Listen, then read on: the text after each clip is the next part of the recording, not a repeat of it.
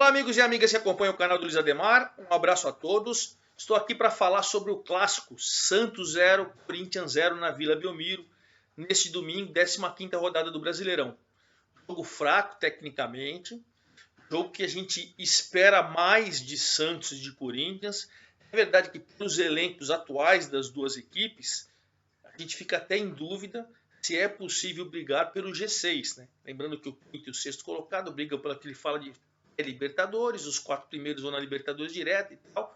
Mas em princípio, por que vem acontecendo no campeonato, pelo desempenho de Santos e Corinthians, não só o jogo ruim tecnicamente na Vila Belmiro neste domingo, mas pela projeção fica aquela pergunta: o que fazem Santos e Corinthians, Corinthians e Santos no Brasileirão? Figurantes? Rebaixamento sem chance nenhuma.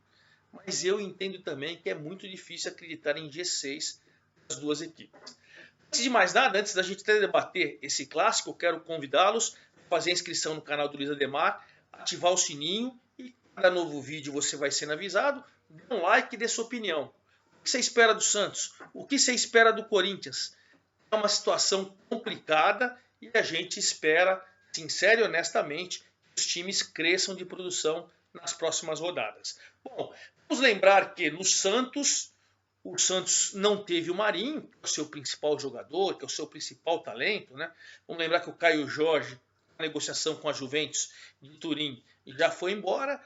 O Marinho é o principal jogador. Quando ele não joga, e já não vem jogando há 3 partidas, o Santos sente muito, principalmente na criatividade e no poder de finalização.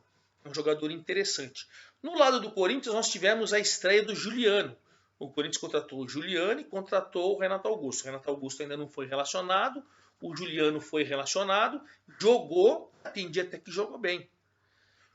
O Corinthians veio com o meio campo com o Gabriel e Rony marcando. Colocou o Adson, garoto da base, junto com o Juliano ali. Deixou o Mosquito. Aliás, o Corinthians vive, assim como o Santos é dependente do Marinho, o Corinthians vive uma mosquito dependência. O Gustavo Mosquito é um jogador de velocidade, de drible, e a bola sempre nele. Então o Corinthians depende muito dele. E o Jô, que, sincero, honestamente, está devendo, faz tempo, está devendo. A defesa veio com Cássio, Fagner e Fábio Santos, Gil e João Vitor, o Fagner já apoiando um pouquinho mais, todo mundo cobrando dele, mas pouco, né? Pouco. O Corinthians, apesar do Juliano ter um passe ainda interessante, é um cara inteligente, mas num contexto geral até jogou melhor que o Santos. Deu mais, finalizou mais, teve um gol corretamente anulado pelo VAR, porque a bandeira não tinha dado, né? O Mosquito foi lançado, usou para o jogo que fez o gol, mas o Mosquito estava realmente à frente. Teve um pênalti, inclusive, novamente em cima do Mosquito, mas o Madison dos Santos pegou na bola e o árbitro deu pênalti, o Flávio Rodrigues de Souza, mas depois ele foi ver no VAR e realmente constatou que não houve penalidade. Enfim, o VAR trabalhou 2 vezes e trabalhou corretamente. É esse o papel do VAR. Olha, teve impedimento. Impedimento, você vai lá e vê, acabou. Teve um pênalti, você deu o pênalti por quê? Porque teve um toque? Não, não teve. Dá uma olhadinha. É isso. Você vai lá e o árbitro depois corrige. Do lado do Santos, o Santos veio com o Lucas Braga, o Marcos Leonardo e o Marcos Guilherme. No meio campo, Camacho, Jean Mota e o Sanches, Carlos Sanches. A gente espera mais do time, né? Mais do poder criativo, mais de finalização. Lucas Braga e o Marcos Guilherme pelos lados mal. Marcos Leonardo também como finalizador, como seu cara ali para substituir o Caio Jorge devendo. Felipe Jonathan na lateral esquerda, para mim, não me convence. Luiz Felipe e Kaique tranquilos até na maior parte do jogo, apesar do Corinthians ter melhor. O Madison é melhor do que o Pará, mas enfim, um jogo fraco tecnicamente.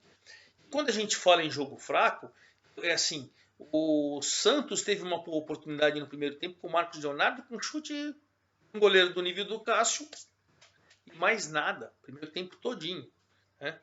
O Corinthians, o Juliano meteu uma bola para o Mosquito com 10 minutos. O João Paulo fez defesa. Aliás, para mim, se eu tivesse que votar no melhor em campo, seria o João Paulo. Não foi nenhuma grande defesa, fantástica e tal, mas as bolas que foram no gol, inclusive um pouquinho mais difíceis, ele foi lá e resolveu. Teve uma também que o Jô foi lançado pelo lado esquerdo e pelo Adson, chutou e o João Paulo defendeu, e um chute de fora da área do Fagner. 3 finalizações razoavelmente perigosas do Corinthians e uma do Santos, razoavelmente perigosa. Primeiro tempo muito ruim. No segundo tempo o Corinthians saiu um pouco mais, né? Aos 11 minutos teve o gol do Jô, que o Gustavo, realmente, o Mosquito, estava impedido. Depois teve o pênalti em cima do Mosquito, que realmente não houve. O Corinthians teve essas chances, mas foi um jogo, assim, decepcionante, para a gente falar.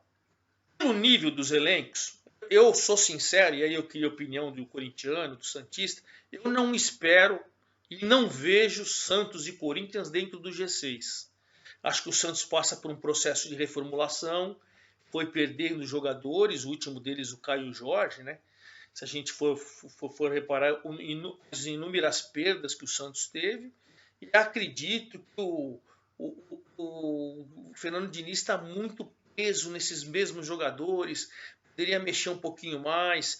E no segundo tempo colocou o Pirani, colocou o Raniel, que de repente acho que pode ser uma opção mais inteligente até do que o próprio Marcos Leonardo, para ver como está fisicamente o Raniel. Né? O Danocelo, acho que você pode testar um pouco mais também no time, se eu sou ele. Né? Enfim, de qualquer maneira, eu prefiro o Moraes do que o Felipe Jonathan. De qualquer maneira, pelo desempenho hoje na classificação após 15 rodadas, o Santos oitavo colocado com 20 pontos, está a 3 do G6. Né? Em que pese o Flamengo tem 24, tem 2 jogos a menos, que é o quinto, e o Atlético Paranaense tem 23 e tem um jogo a menos. De repente pode ser até um pouco mais essa diferença.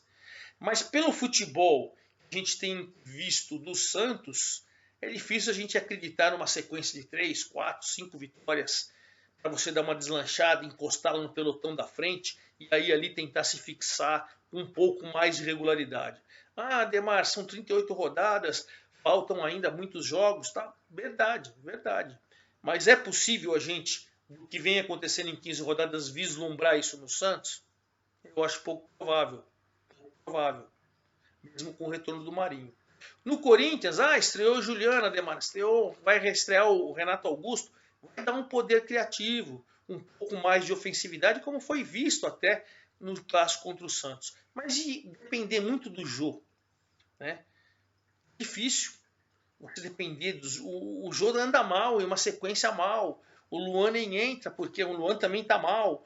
Quando entra o Matheus Vital é aquela coisa. O Marquinhos que veio do esporte também. O Vitinho, garoto ainda, será que consegue alguma coisa? Enfim, eu também, o Corinthians depende muito do Mosquito, da velocidade e tal. E o Mosquito não é aquele cara que é artilheiro, que faz muitos gols, que tem um poder de finalização. Então, dá pra gente vislumbrar o quê? O Corinthians hoje é o 12º colocado com 18 pontos. Pegar aí tá 6, pode ser 9, 10 aí do G6. Mas é possível você vislumbrar o Corinthians também, assim como o Santos, vencendo 3, 4, 5 seguidas, para encostar no pelotão da frente? Eu acho pouco provável. O certo é que o Santos ainda tenta ali na Sul-Americana alguma coisa, e o Corinthians só tem o Campeonato Brasileiro, tem semanas livres para treinar, e aí é que tá. E aí que o Silvinho, para mim, tem que mostrar serviço. Com a chegada do Juliano, depois a entrada do Renato Augusto, e semanas e mais semanas de treinamento, folga para a rapaziada, o Corinthians precisava mostrar muito mais. Muito abaixo. O Santos, eu também dividindo força aí e tal, de repente, qual é o caminho? Tem Copa do Brasil também, né? Vamos lembrar que o Santos tem Copa do Brasil. Vai fazer o duelo com o Atlético Paranaense, duelos difíceis, mas possível você se classificar. Até por isso precisa ver o que o Fernando Diniz vai pensar. De repente, para o Santos, seria interessante, até pela premiação de quase 7 milhões e meio para o semifinalista, às vezes concentrar na sua força máxima na Copa do Brasil, e aí, na medida do possível, você vê o que dá para rolar no Campeonato Brasileiro. Mas a verdade é que Santos e Corinthians não me convenceram, fizeram um jogo muito abaixo e me deixaram com a impressão, e eu queria saber de vocês, que não dá para brigar pelo A briga dos dois é por uma vaga na Sul-Americana em 2022. essa. Você vai ali brigar do 7º ao 13º colocação para tentar na Sul-Americana, que é um caminho mais sossegado, você conseguir alguma coisa. No Campeonato Brasileiro, a G6, G4, então, para mim, sem pensar. Né? Não dá nem para pensar nisso. Vamos ver qual que é o trabalho do Fernando Diniz na sequência da temporada e o trabalho do Silvinho, hein? Silvinho muito cobrado pelo torcedor já e tal, e a diretoria falando, não, vamos esperar fechar o primeiro turno para ver se o time dá uma deslanchada com as novidades, com Renato Augusto, com o Juliano.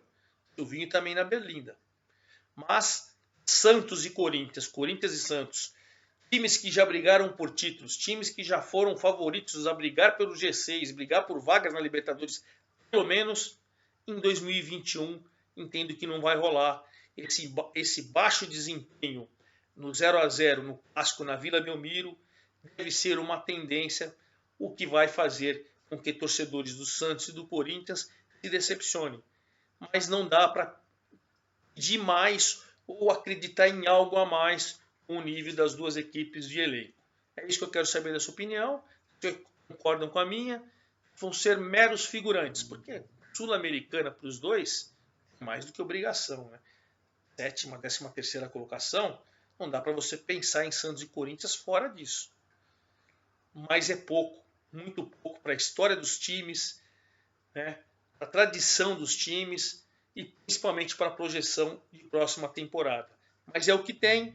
Lamentavelmente, os elencos não são fortes e os dois vão brigar apenas por Sul-Americana em 2021. É isso aí, forte abraço a todos e até a próxima!